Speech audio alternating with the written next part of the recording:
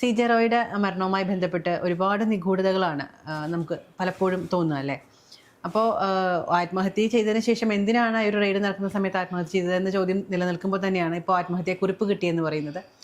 അപ്പോൾ അത് കുറച്ചുകൂടി കേസിനെ ശക്തിപ്പെടുത്തുന്നതാണ് എന്നാണ് അന്വേഷണ ഉദ്യോഗസ്ഥരെ പുറത്തു പറഞ്ഞിരിക്കുന്നത്. ഒപ്പം തന്നെ മറ്റൊരു കാര്യം പറഞ്ഞു വയ്ക്കുന്നത്, അദ്ദേഹത്തിൻ്റെ മുറി എന്ന് പറയുന്നത് ഒരു സെക്യൂർഡ് ചേംബർ ആയിരുന്നു എന്നാണ്. ഫേസ് ലോക്ക് ആയിരുന്നു ഉണ്ടായിരുന്നത്. അപ്പോൾ അങ്ങനെ കയറാൻ പറ്റുന്ന ഒരു സ്ഥലമായിരുന്നു. പിന്നെ ഉപയോഗിച്ചിരുന്നത് നോർമൽ കോളുകളായിരുന്നില്ല, വെബ് കോളുകളായിരുന്നു. അങ്ങനെ അടിമുടി നിഗൂഢതയാണ് നമ്മൾ നോക്കിക്കഴിഞ്ഞാൽ. അവസാനം ഒരു 3 വെബ് കോളുകളും വെബ് മീറ്റിങ്ങുകളും അദ്ദേഹം നടത്തിയിട്ടുണ്ട്. അപ്പോൾ ഇതൊക്കെ കൂട്ടി വായിക്കുമ്പോൾ നമ്മൾക്ക് സാധാരണക്കാർക്ക് മനസ്സിലാവുന്നത് പോലും പോലീസിന് മനസ്സിലാവുന്നില്ല. അല്ലെങ്കിൽ എന്താണ് ഇത്രയേറെ കോളിളക്കം സൃഷ്ടിച്ചൊരു കേസിൽ എങ്ങും എത്താൻ സാധിക്കാതിരിക്കുന്നത് എന്തുകൊണ്ടാണ്? ഒരാഴ്ചയ്ക്കുള്ളൊരു തീരുമാനമാകുമെന്നൊക്കെ പറയുന്നുണ്ട്. പക്ഷേ ഇത് നമ്മൾ പലപ്പോഴും കേട്ടിട്ടുണ്ട് പല കേസുകളിലും ഒരാഴ്ച 2 ആഴ്ച ഒക്കെ പറയുന്നത്. പക്ഷെ അതും ഇങ്ങനെ നീണ്ടുപോകാനാണോ സാധ്യത, അല്ലെങ്കിൽ എന്തായിരിക്കും ഇനി സംഭവിക്കാൻ പോകുന്നത്? ഇതിൽ ഏറ്റവും പ്രധാനമായിട്ട് പറയാനുള്ളത്, നമ്മൾ കഴിഞ്ഞ ഒരാഴ്ചയോളമായി ഈ മരണം നടന്നിട്ട് നമ്മൾ ഓരോ ദിവസവും ഓരോ കഥകളാണ് കേൾക്കുന്നത്. ആദ്യഘട്ടത്തിൽ ഞാൻ മാധ്യമങ്ങളുടെ ഭാഗത്തു നിന്ന് തന്നെ നോക്കുമ്പോൾ ആദ്യഘട്ടത്തിൽ പറഞ്ഞത് എന്താണ്, ആദ്യം ഈ വാർത്ത വന്നത് തന്നെ ഒരു തെറ്റായ പ്രചാരണമായിരുന്നു. അത് ED അന്വേഷണത്തിനിടയിലാണ്, ED റെയ്ഡിനിടെയാണ് ഇദ്ദേഹം ആത്മഹത്യ ചെയ്തതെന്നാണ് ആദ്യം വന്നത്. അവിടെ മുതൽ മാധ്യമങ്ങൾ നൽകുന്ന എല്ലാ കാര്യങ്ങളും ഇതുമായി ബന്ധപ്പെട്ട് പൊളിഞ്ഞുകൊണ്ടേയിരിക്കുകയാണ്. അതായത് ആദ്യം പറഞ്ഞു ED ആണ് റെയ്ഡ് നടത്തിയതെന്ന് പറഞ്ഞു, അതിനുശേഷം തിരുത്തി ഇൻകം ടാക്സ് എന്നാക്കി, അതിനുശേഷം പറഞ്ഞു തലയിലാണ് വെടിവെച്ചതെന്ന് പറഞ്ഞിട്ട് വാർത്തകൾ വന്നു. പിന്നീട് അത് നെഞ്ചത്താണ് വെടിയേറ്റതെന്ന് മനസ്സിലായി. അതുപോലെ ഇദ്ദേഹം മരിച്ചതിന് ശേഷവും അവിടെ 1 മണിക്കൂറോളം പരിശോധനയും ചോദ്യം ചെയ്യലും ഒക്കെ ആയിട്ട് ഈ അന്വേഷണ സംഘം ഉണ്ടായിരുന്നു എന്ന് ആദ്യം പറഞ്ഞു. പിന്നീട് അത് മാറ്റി. ഇവരുടെ വീട്ടുകാർ ആദ്യം പറഞ്ഞത് IT ഉദ്യോഗസ്ഥർ നൽകിയ സമ്മർദ്ദത്തെ തുടർന്നാണെന്ന് പറഞ്ഞു. പിന്നീട് അവർ തന്നെ പരാതിയിൽ നിന്ന് പിന്മാറി. അതുപോലെ ആദ്യം പറഞ്ഞു ഇദ്ദേഹത്തിൻ്റെ ഓഫീസുമായി ബന്ധപ്പെട്ട് കുറച്ച് ദുരൂഹതകളുണ്ട് എന്ന് പറഞ്ഞു, അത് മാറി.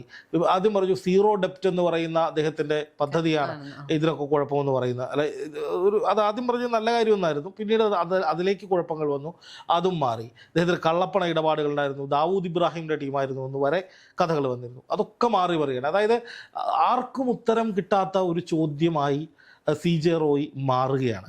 ഇതിൽ കേന്ദ്രത്തിന് വലിയ സമ്മർദ്ദമുണ്ട്. കാരണം കേന്ദ്ര ഉദ്യോഗസ്ഥരുടെ അന്വേഷണ പരിധിയിൽ നിൽക്കുമ്പോൾ ചോദ്യം ചെയ്യലിനിടയിൽ അദ്ദേഹം കൊല്ലപ്പെടുക അല്ലെങ്കിൽ മരിക്കുക എന്ന് പറയുന്നത് കേന്ദ്രത്തെ സംബന്ധിച്ചൊരു വലിയ തിരിച്ചടിയാണ്. കാരണം ഇത്രയും വലിയ ഒരു ബിസിനസ് മാഗ്നറ്റിനെ വെറുതെ ഇൻകം ടാക്സ് ചോദ്യം ചെയ്യില്ല, EDയും ചോദ്യം ചെയ്യില്ല. കേവലം ചില ടാക്സ് വെട്ടിപ്പുമല്ല വിഷയം. ടാക്സ് വെട്ടിപ്പാണെങ്കിൽ CJ റോയ് ആത്മഹത്യ ചെയ്യേണ്ട കാര്യമില്ല. കാരണം 9,000 കോടി രൂപയുടെ ആസ്തി ഇരിക്കുകയാണ്.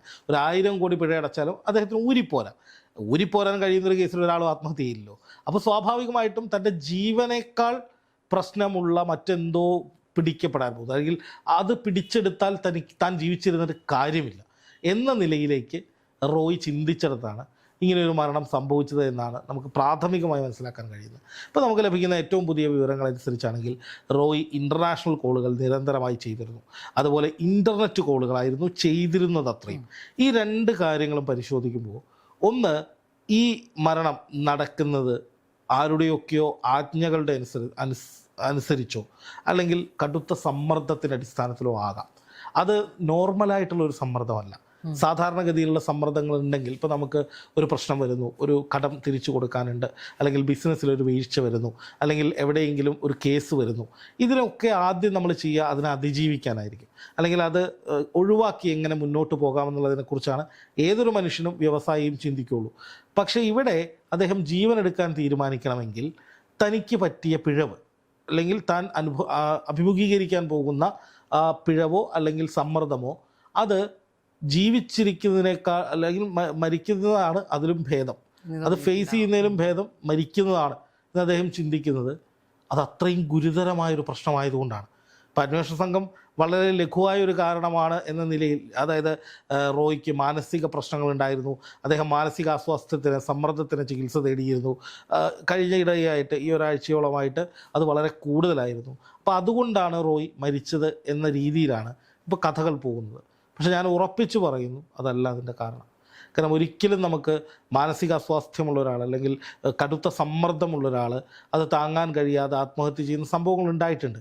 പക്ഷേ റോയിയെ പോലെ ഒരാളത് ചെയ്യാനുള്ള സാധ്യത വളരെ വളരെ വിരളമാണ്. എന്ന് മാത്രമല്ല, അദ്ദേഹത്തിൻ്റെ ചേംബർ എന്ന് പറയുന്നത് അങ്ങനെ രഹസ്യങ്ങൾ പുറത്തു പോകുന്നൊരു സ്ഥലമല്ല. അത് മാനിപ്പുലേറ്റ് ചെയ്യാൻ കഴിയുന്നൊരു ചേംബറാണ്. അതായത് അദ്ദേഹത്തിൻ്റെ ഫേസ് ലോക്ക് വെച്ചിട്ട് ഈ രഹസ്യങ്ങൾ എടുക്കാനൊക്കെ അദ്ദേഹത്തിന് കഴിയും. അങ്ങനെ അത്രയും വലിയ ഒരു ചേംബർ, സെക്യൂർഡ് ചേംബർ തയ്യാറാക്കിയ ഒരാൾ ഇന്നല്ലെങ്കിൽ നാളെ അതിൽ നിന്ന് വിവരങ്ങൾ എങ്ങനെയെങ്കിലും പുറത്തു പോകാൻ സാധ്യതയുണ്ട് എന്ന് തോന്നിയാൽ അത് ഫലപ്രദമായി മാറ്റാനും കൂടി ശ്രമിക്കില്ലേ? ഇന്നത്തെ കാലത്ത് ആധുനിക സാങ്കേതിക വിദ്യ അനുസരിച്ച് നമുക്ക് എന്ത് വിവരങ്ങളും എവിടേക്ക് വേണമെങ്കിലും മാറ്റാം. ഏത് വിവരങ്ങളും നമുക്ക് എടുക്കാം, ഡീക്രിപ്റ്റ് ചെയ്യാം എന്ന് പറയുന്ന പോലെ തന്നെ എൻക്രിപ്റ്റ് ചെയ്യാൻ കഴിയും. അതായത് ആരാലും കണ്ടുപിടിക്കാത്ത രീതിയിൽ ഡാർക്ക് വെബിലോ ക്ലൗഡുകളിലോ എവിടേക്ക് വേണമെങ്കിലും വിവരങ്ങൾ മാറ്റാൻ സാധിക്കും.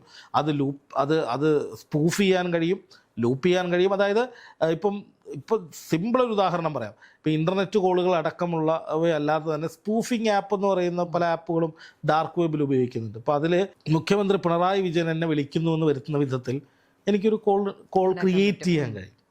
അതായത് ആ വിളി വരുന്ന ഫോണിൻ്റെ നമ്പർ പിണറായി വിജയൻ്റെ നമ്പറാണ് എന്ന തരത്തിലേക്ക് നമുക്ക് സ്പൂഫ് ചെയ്തെടുക്കാൻ കഴിയും. നമ്മൾ നിൽക്കുന്ന സ്ഥലങ്ങൾ മാനിപ്പുലേറ്റ് ചെയ്യാൻ പറ്റും. ഇപ്പോൾ ടോർ എന്നൊക്കെ പറയുന്ന ബേസിക് ആപ്പുകളുണ്ട്. അത് ഉപയോഗിച്ച് നമ്മുടെ IP സ്പൂഫ് ചെയ്യാൻ പറ്റും. നമ്മൾ എവിടെയാണുള്ളത് എന്ന് കണ്ടെത്താതിരിക്കാൻ സാധിക്കും.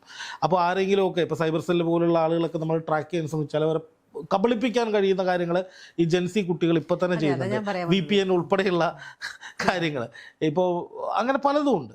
ജെൻസി പിള്ളേരൊക്കെ അതിൽ അഗ്രഗണ്യരാണ്. അപ്പോൾ ചെറിയ കുട്ടികൾക്ക് പോലും അങ്ങനെയൊക്കെ ചെയ്യാൻ കഴിയുമ്പോൾ ഇത്രയും സെക്യൂർഡ് ആയിട്ട് കാര്യങ്ങൾ കൊണ്ട് നടക്കുന്ന ഈ പറയുന്ന പോലെ വലിയ ഇൻ്റർനാഷണൽ ബന്ധങ്ങളും വലിയ തരത്തിലുള്ള കണക്ഷൻസും ഒക്കെയുള്ള റോയി ഒരിക്കലും അത് മറച്ചു വയ്ക്കാൻ കഴിയാത്ത രീതിയിൽ ആക്കുമെന്ന് ഞാൻ വിചാരിക്കുന്നില്ല. അപ്പോൾ അതല്ല, അദ്ദേഹത്തിൻ്റെ ഡാറ്റ ലീക്കാവുമെന്നുള്ള പേടിയുമല്ല, അതൊക്കെ അദ്ദേഹം തന്ത്രപരമായിട്ട് ഒളിപ്പിച്ചിട്ടുണ്ട്. ഇത് മറ്റെന്തോ പ്രശ്നമാണ്. അതായത് അദ്ദേഹത്തിൻ്റെ ഈ ഒരു സീറോ ഡെപ്റ്റ് പറഞ്ഞതുപോലെ തന്നെ ഒരു സമാന്തര സാമ്പത്തിക സ്രോതസ് അത് അദ്ദേഹം ഉണ്ടായിരുന്നു എന്നുള്ളത് വ്യക്തമാണല്ലോ. അല്ലെങ്കിൽ ഏതൊരു ബിസിനസ്സുകാരനായാലും നമ്മൾ പല ബിസിനസ്സുകാരെയും ഇതിനപ്പുറം വളരുന്ന ബിസിനസ്സുകാരെ നമ്മൾ കണ്ടിട്ടുണ്ട്, ഇതിൻ്റെ താഴെയുള്ളവരെയും നമ്മൾ കണ്ടിട്ടുണ്ട്. അവരാരും ഒരു സ്ഥാപനത്തിൽ നിന്നും പണം വായ്പ എടുക്കാതെ ബിസിനസ് നടത്തി എന്ന് പറയുന്നത് നമ്മൾക്ക് കേൾവില്ലാത്തൊരു കാര്യമാണ്. പക്ഷെ അദ്ദേഹം ഈ CJ റോയിയെ സംബന്ധിച്ച് മരിച്ചുപോയ ഒരു വ്യക്തിയാണ്. പക്ഷെ അദ്ദേഹം പറയുന്നത് അദ്ദേഹത്തിന് ഒരു ബാധ്യതയും ഉണ്ടായിരുന്നില്ല, അല്ലാത്ത രീതിയിൽ ബിസിനസ് കൊണ്ടുപോകാൻ അദ്ദേഹത്തിന് സാധിച്ചിരുന്നു എന്നാണ്. ഒരുപാട് ചാനലുകൾ അദ്ദേഹത്തെ ഇന്റർവ്യൂ ചെയ്തിട്ടുണ്ട്. പക്ഷെ അവരാരും അതെന്തായിരുന്നു ആ ഒരു സാമ്പത്തിക സ്രോതസ്, അല്ലെങ്കിൽ എവിടെ നിന്നാണ് അത്തരത്തിൽ പണം കണ്ടെത്താൻ സാധിച്ചിരുന്നത് എന്ന് അദ്ദേഹത്തോട് ചോദിച്ചിട്ടില്ല. ആർക്കും ഒരു സംശയം പോലും ആ സമയത്ത് ഉണ്ടായിട്ടില്ല എന്നുള്ളതാണ്. അപ്പോൾ അതിനുശേഷം ഇപ്പോൾ ഈ പറയുന്ന കേന്ദ്ര അന്വേഷണ ഏജൻസികൾക്ക് അതൊരു സംശയമായി മാറിയതിന്റെ ഭാഗമായിട്ടാണ് ഈ അന്വേഷണം വന്നതെന്നാണ് പറയപ്പെടുന്നത്. അപ്പോൾ ഏത് പറഞ്ഞതുപോലെ തന്നെ ഒരുപക്ഷെ ജീവനേക്കാൾ വലുതായിരിക്കാം ആ വരുന്ന ഭീഷണി എന്ന് അദ്ദേഹത്തിന് വ്യക്തമായി മനസ്സിലായിട്ടുണ്ടായിരുന്നു. അത് നമ്മളിത് ഈ കാര്യങ്ങൾ കേരളത്തിലെ ഡിക്റ്റേറ്റീവ് മേഖലയിൽ വലിയ അഗ്രഗണ്യരായിട്ട് ചില ഇവരായിട്ട് നമ്മൾ കഴിഞ്ഞ ദിവസം ഇതുമായി ബന്ധപ്പെട്ട് സംസാരിച്ചു. അപ്പോൾ ഇപ്പോൾ പല കഥകളും ഇതുമായിട്ട് പ്രചരിക്കുന്നത് നമ്മളത് ചെയ്യാത്തതിൻ്റെ കാര്യം എന്ന് പറഞ്ഞാൽ ഈ കഥകളൊക്കെ വെറും ഊതി വീർപ്പിച്ച കഥകളാണ്, കെട്ടുകഥകളാണെന്ന് ഈ ഡിറ്റക്റ്റീവ് രംഗത്ത് പ്രവർത്തിക്കുന്ന, കുറ്റാന്വേഷണ രംഗത്ത് പ്രവർത്തിക്കുന്ന പ്രമുഖരായിട്ടുള്ള ചില ആളുകൾ എൻ്റെ അടുത്ത സുഹൃത്തുക്കളാണ്. അപ്പോൾ ഇവരുമായിട്ടൊക്കെ ബന്ധപ്പെട്ട് നമ്മൾ സംസാരിക്കുമ്പോൾ അവർ പറഞ്ഞത് ഇതിൽ ഒരു കാര്യമില്ല, നീ വെറുതെ കഥ വേണമെങ്കിൽ പറഞ്ഞു, പക്ഷെ അതൊന്നുമല്ല യാഥാർത്ഥ്യമാണ്. പക്ഷേ ഇവർ തന്നെ നമ്മളോട് പറയുന്നൊരു പ്രധാനപ്പെട്ട കാര്യം, CJ റോയിയേക്കാൾ പല മടങ്ങ് കരുത്തുള്ള, അതായത് സാമ്പത്തികമായിട്ടും വ്യാവസായിക രംഗത്തായാലും എല്ലാ തരത്തിലും വലിയ ഉയരങ്ങളിൽ നിൽക്കുന്ന ചില ആളുകൾക്ക് ഈ മരണവുമായി ബന്ധമുണ്ട്. ഒന്നുകിൽ CJ റോയ് പിടിക്കപ്പെട്ടാൽ, CJ റോയുടെ മൊഴി പുറത്തു വന്നാൽ കുടുങ്ങാൻ പോകുന്ന അവരായിരിക്കും. അവരുടെ രഹസ്യങ്ങൾ പുറത്തു വന്നേക്കാം.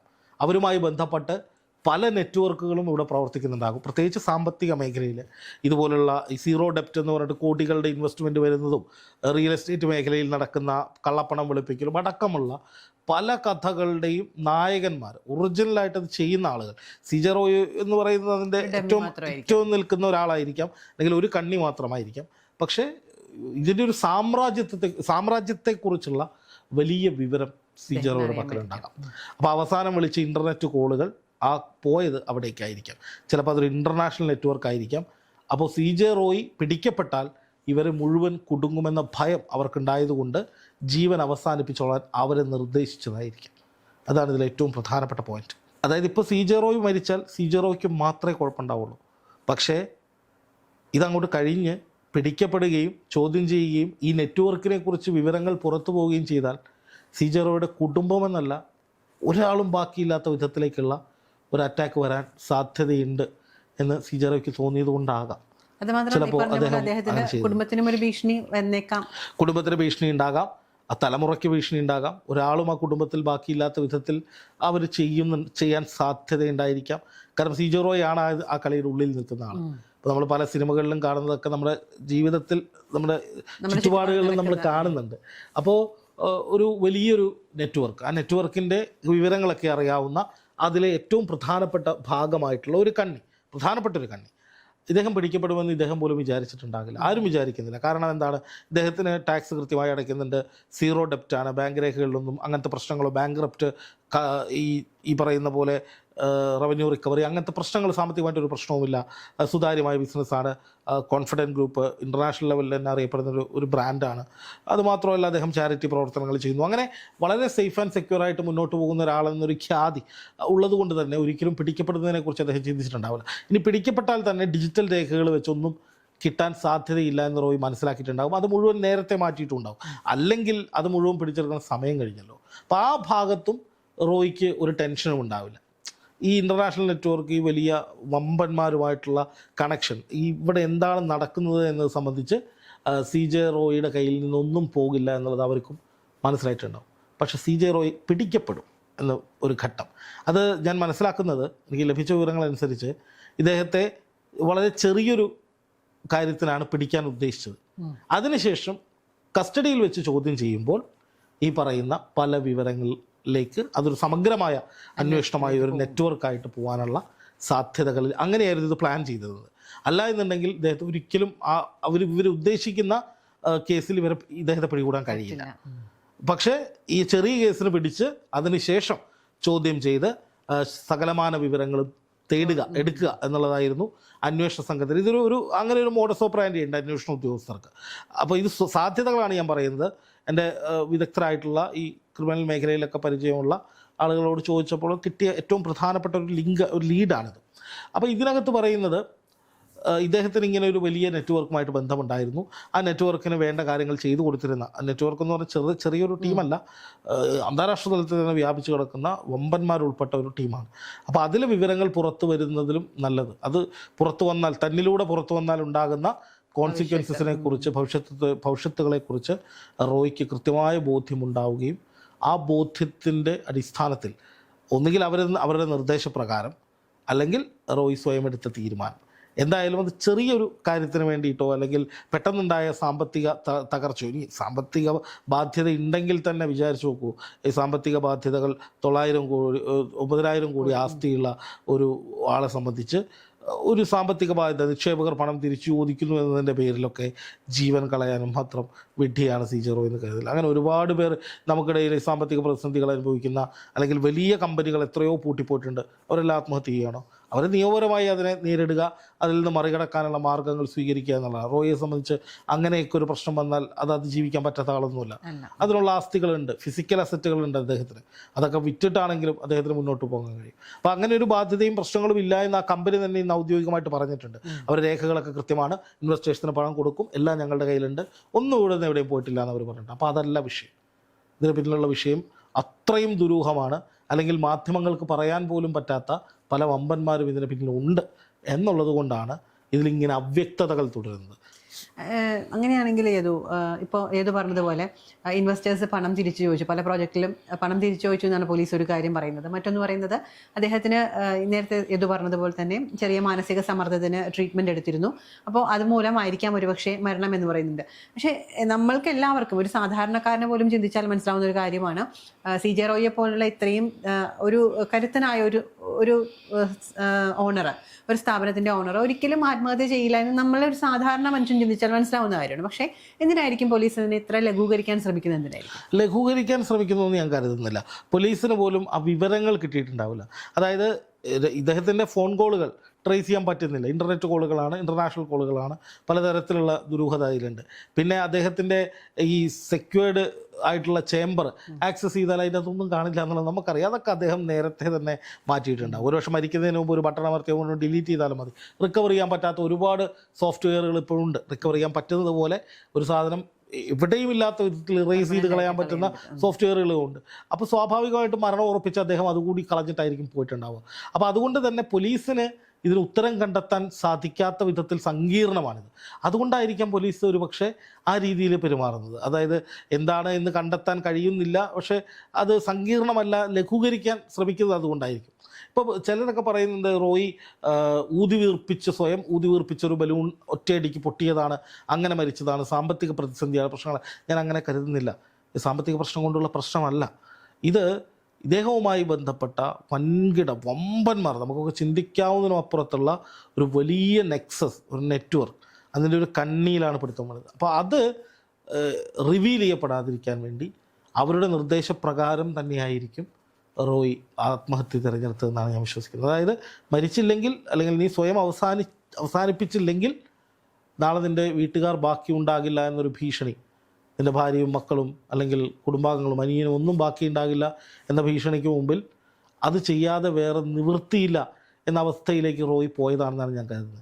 അല്ലെങ്കിൽ തന്നെ ഒരു 3 മാസം മുമ്പ് ED അന്വേഷണം വന്നിരുന്നു. ഈ സമ്മർദ്ദങ്ങൾ അന്നും ഉണ്ടാവണ്ടേ? ഇൻകം ടാക്സ് അന്വേഷണവും ഇതിനു മുമ്പ് ഉണ്ടായിരുന്നു. അപ്പോൾ ഏറ്റവും ഒടുവിൽ പുറത്തു വരുന്ന റിപ്പോർട്ടുകൾ പ്രകാരം അന്നേ ദിവസം ഇദ്ദേഹത്തെ ചോദ്യം ചെയ്തിട്ടില്ല. അവിടെ എടുത്തു വെച്ച രേഖകൾ എടുക്കാൻ വേണ്ടിയിട്ടാണ് ഇൻകം ടാക്സ് വന്നത്. അപ്പോൾ അദ്ദേഹത്തെ വിളിച്ചു വരുത്തിയിട്ട് ഇത് കൊണ്ടുപോവാണ്, കുറച്ച് രേഖകൾ ആവശ്യമുണ്ട്, അത് തരണമെന്ന് പറയാൻ മാത്രമാണ് ഇൻകം ടാക്സ് ഉദ്ദേശിച്ചിട്ടുള്ളൂ എന്നാണ് അവരുടെ സ്റ്റേറ്റ്മെൻറ്റ്. അപ്പോൾ പിന്നെ എന്തിനാണ് റോയി ആത്മഹത്യ ചെയ്തത്? ഇത്രയും ദിവസമില്ലാത്ത സമ്മർദ്ദം ആ ഒരു ഘട്ടത്തിൽ മാത്രം വന്നത് എന്തിനാണ്? അവിടെയാണ് ചില നിർദ്ദേശങ്ങൾ, അതിനു മുമ്പ് വന്ന ചില സീക്രട്ട് കോളുകൾ, അത് നീ മരിച്ചോളൂ എന്നുള്ള ഒരു കമാൻഡായിരുന്നു എന്ന നിലയിലാണ് ഞാൻ മനസ്സിലാക്കുന്നത്.